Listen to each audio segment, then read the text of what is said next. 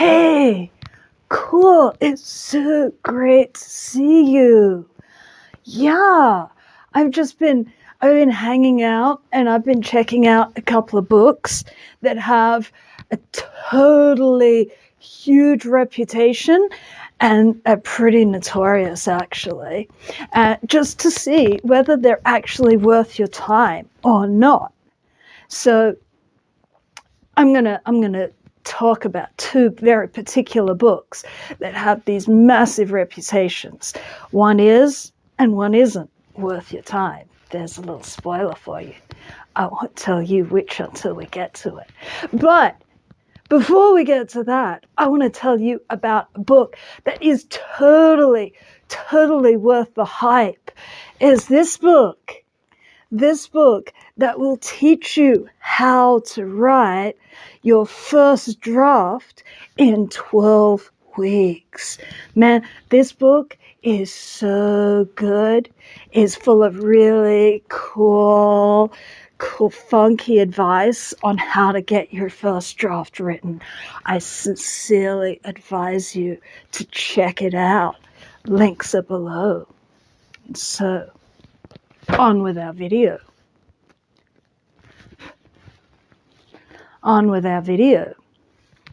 So the first book that we are having a look at two books that have huge reputations, partly because have both been banned at different times for various reasons.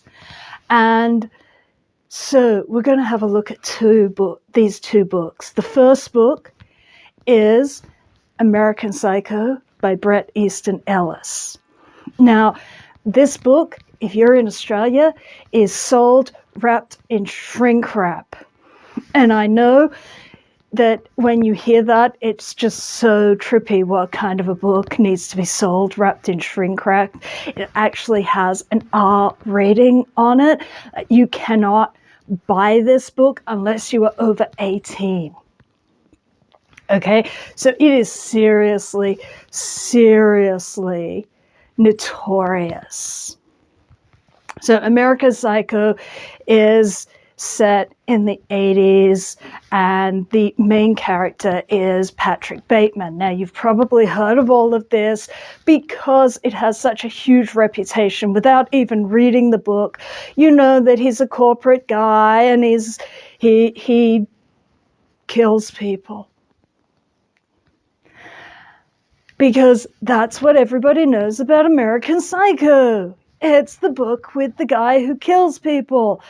He's the psycho. He's the guy in the suits and all the style and the suave and the axe and decapitating a coworker and a whole load of other stuff. That's what everyone knows, isn't it? Yeah. But it's not until you read the book that you realize three really big things. 70% of the book is excruciatingly boring. It is people measuring the font and the layout on business cards. It is vapid, narcissistic sellouts showing what vapid, narcissistic sellouts they are, man. I mean, we've all seen Gordon Greco and Greed is Good. Well, that's this world, and it is empty. There are whole chapters of like opinion on Genesis. I mean, dude. Genesis.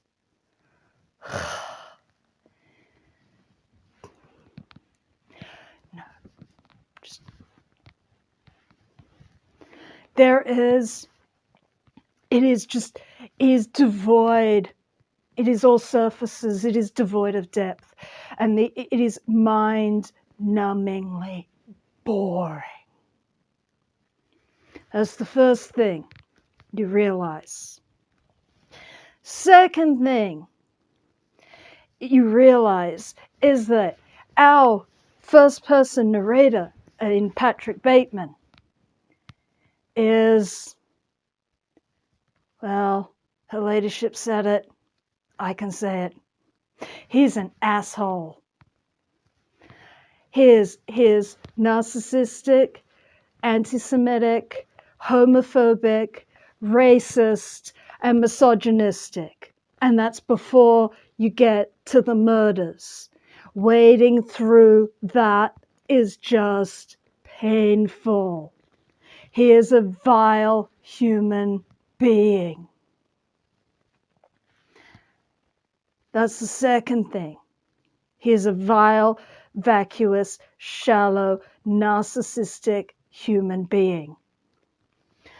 Third thing that you realize upon reading this book is no matter how much you think you're prepared for, oh yeah, this is the book with really graphic murders in it, and even if you've watched the film, if you are a Quentin Tarantino aficionado, if you sit there and you watch your Pulp Fiction and your Reservoir Dogs and Kill Bill, that ain't preparing you. That ain't preparing you for this book. It is that bad. It is that bad. It is graphic violence beyond anything I have ever seen. And I read the dismemberment scene from Ian McEwan's The Innocent, which is the scene that even the writer had said, that's where I think I went a little bit far. I think I lost people. I read that without flinching. So I am not some little lightweight who's just like, oh, look, it's really violent. I can't take it. No, that did not bother me. And that's right, really gross. This was bothersome. It is disgusting. What you then realize, having read these within their context, they're not real. He is a desperately unreliable narrator. I think Hatter talked about first-person narrators who are unreliable. Well, he's one of them. He's not reliable. There is no way that he did these things. Just no way. It doesn't work. These are all fantasies. And a reason why you can tell that they're fantasies, I think Hatter talked about this when she talked about having a head full of research that's really bizarre and specific and kind of a little dark and going down rabbit holes. The reason why the murders didn't happen is because a human body can't put up with that much violence. His victims would have bled to death before they die. Literally. Not to mention the fact that there's no way he killed the guy and shoved him in a sleeping bag and carried him down in the elevator and put him in the back of a cab and took him to another place and just happened to have a big bag of lime to dissolve him in. Oh yeah, that's like real. No. As if you wouldn't look a bit suspicious living in Manhattan and buying a big bag of lime. Seriously. Without anyone suddenly, ringing alarm bells that you're buying a whole load of agricultural lime in the middle of the city. Like, really, dude. There's no way it happened. And so therefore the violence is somewhat akin to reading, well, the only thing I could liken this to was reading the Marquis de Sade, where you have excruciatingly boring philosophy interspersed with graphic sex.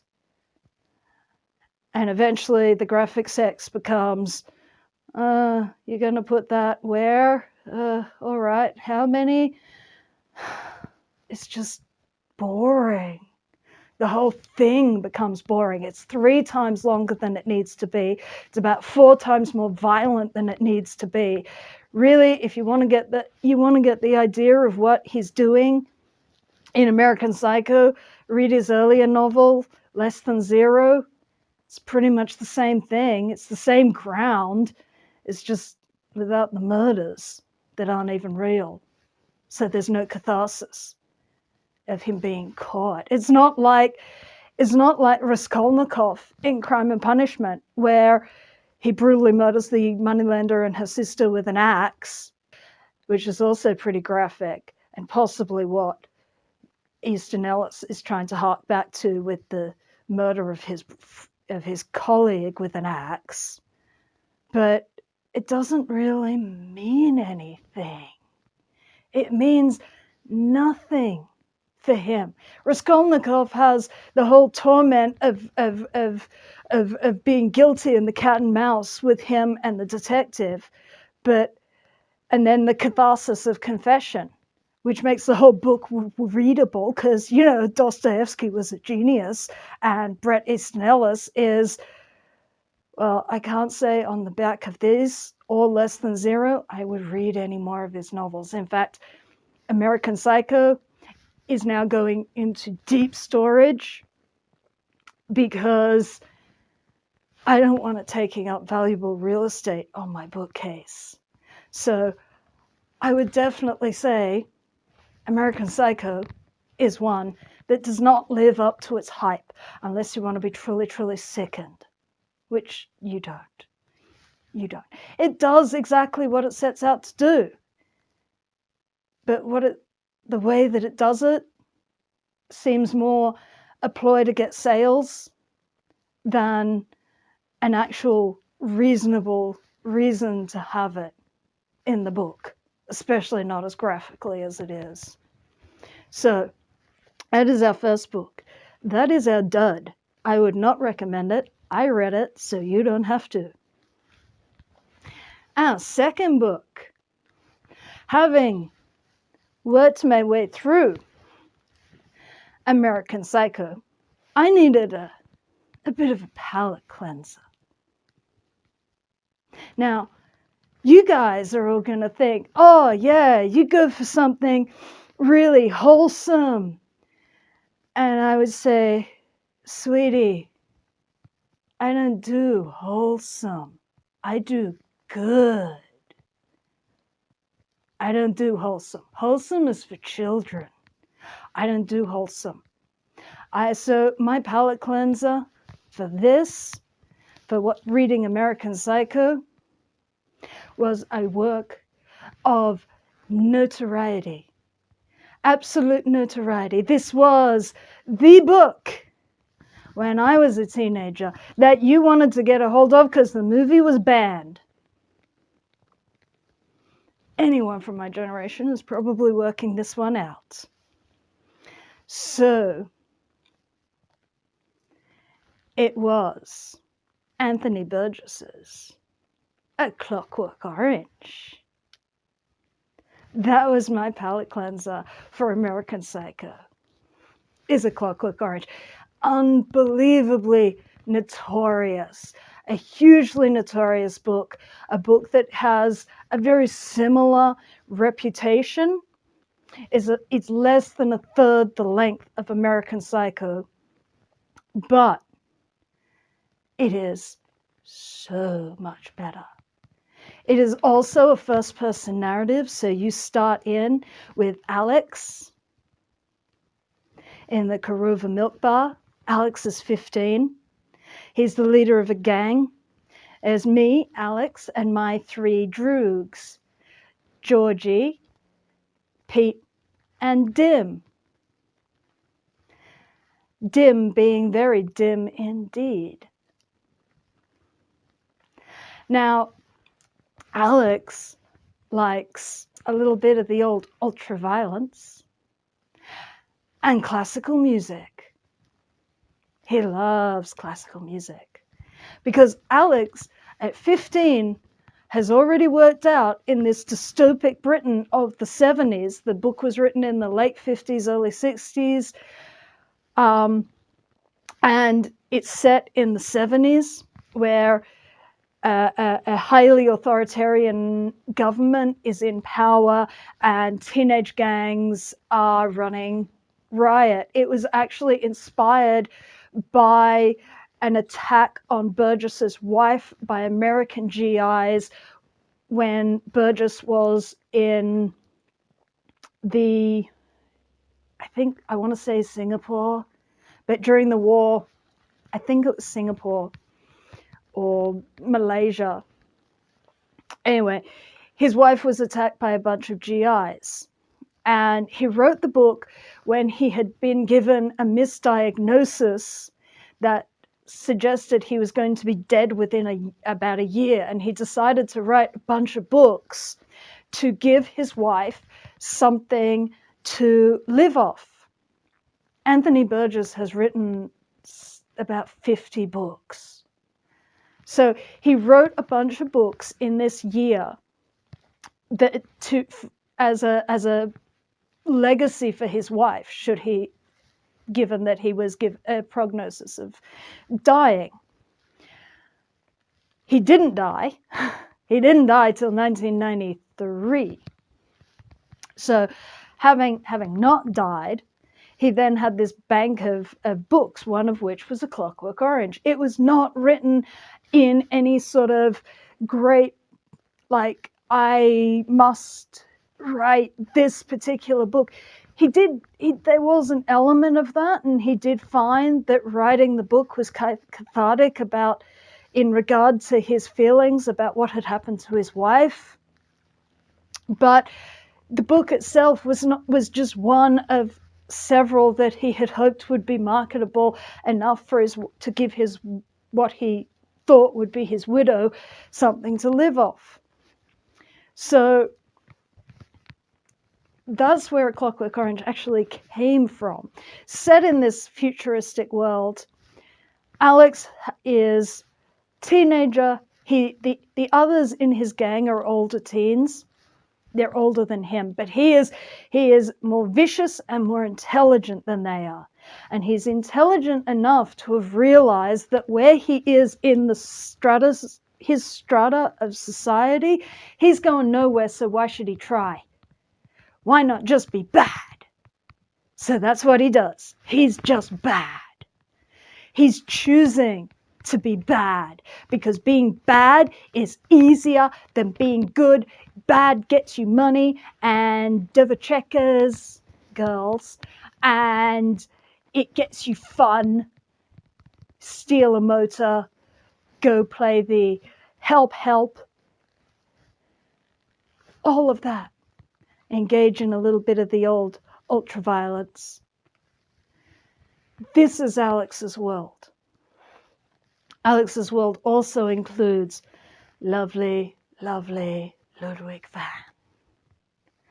Beethoven, classical music. This is how we know he's so intelligent. He's not stupid. He's not a stupid thug. He's a thug. He's a little monster, but he's not a stupid monster. He's a charming, engaging narrator. You keep reading it. You want to keep reading it. He is dangerous and violent, but he's charming and funny and aware. So this makes it an incredibly different book just from the beginning to what we had before. Before we had a narrator that just ew. And here we have a charming, funny, engaging narrator, even though he's a little monster. Alex, I don't need to give you a full synopsis. He ends up in prison. The scene where he kills the old lady. He doesn't think he's killed the old lady, but he does kill the old lady, is actually one of the funniest in the book. It's really darkly funny. It's not like the film. It's completely different, and it's disturbingly funny. I am very well aware of just how dark that makes me look, but it is actually very, very funny. You should read it. Anthony Burgess uses music in this book with a great deal of knowledge. He uses it with the knowledge of a man who composed music himself. Okay, this is someone who composed music himself, and the use of music is really interesting because one of the proponents of classical music, one of the arguments that is occasionally put about is it's good for you. Art makes you a better person. Well, Burgess is undercutting that so savagely with the fact that Alex is a little monster who loves music. In fact, that's part of the Ludwiko technique. Part of the torture of that is it makes Alex incapable of not only defending himself in a very violent world once he is let free, but also incapable of listening to music. One of his great pleasures, he is incapable of listening to that, which is then used against him by the political opponents of the government who want to use him as a sacrificial cow or a sacrificial goat. Anyway, so it's a really the idea that music is a moralizing force is completely undercut by Burgess in this book. In fact, in a later book that he wrote very near his death in 1991, it was published, called Mozart and His Wolfgang, which is a very, very strange book. I believe that's the book where he has Beethoven lament the fact that he used an ode to joy because in light of the fact that, well, joy can be found in all manner of really dark things, because there is nothing particularly morally edifying about classical music. Nazis in the death camps had Jewish musicians play classical music. Okay? Burgess understood that music has zero moral weight. Art is not for the good or for the bad. And so by giving this to Alex, he really gives you this really conflicted idea of, well, how can somebody who enjoys such dark things also enjoy something that is so beautiful? Well, that is because music is not a moral force. Art is not a moral force, and an attempt to use it as a moral force will inevitably fail. So that's a really interesting thing that Burgess does in the book. The other really fascinating thing that Burgess does in the book is the language that he creates for his teenagers. It is a slang language that is Cockney rhyming slang, American slang, Russian words. It's a slang language that you really have to tune your ear into, and it takes you at a remove from everything that is happening in the novel, which is part of the reason why you can find stuff that is really, really dark, really, really funny. You're removed from it. So whereas in American Psycho, the violence is so graphic that it's really almost unreadable. I think I read about 2 of the murders fully, and then no, I couldn't do any more. Like I said, I could handle Ian McEwan's dismemberment scene, the one he regrets.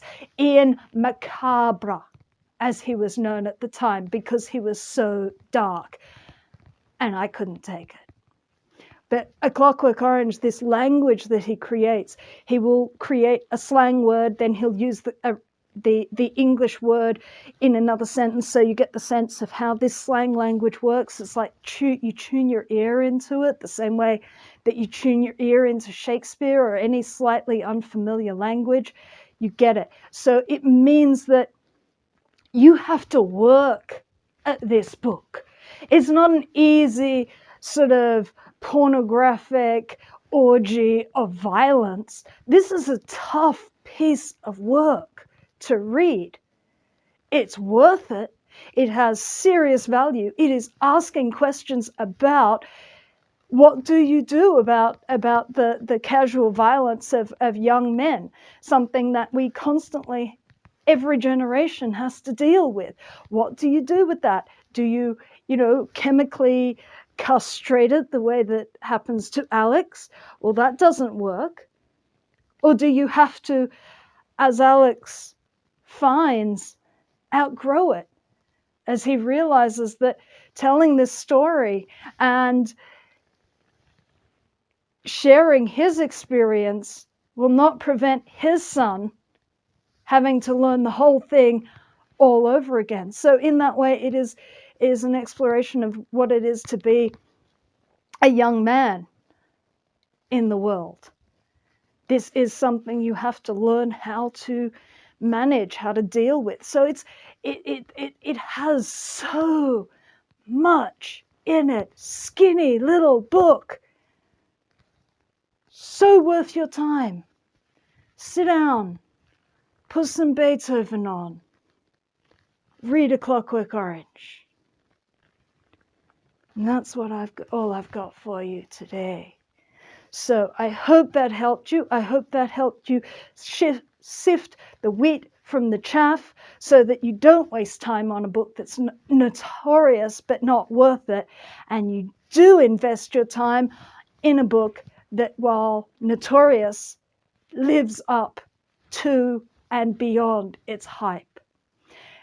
Also, I think another my final word on this is I would not read or seek out more Bret Easton Ellis. I will be seeking out and reading and bringing you more Anthony Burgess. And if that's not a recommendation for a book and an author, if I want to spend more time with the author, then it's succeeded. If the idea of spending any more time with an author sickens me, I'm afraid the book failed. So there you go. You can make up your own mind, and I'll see you next time.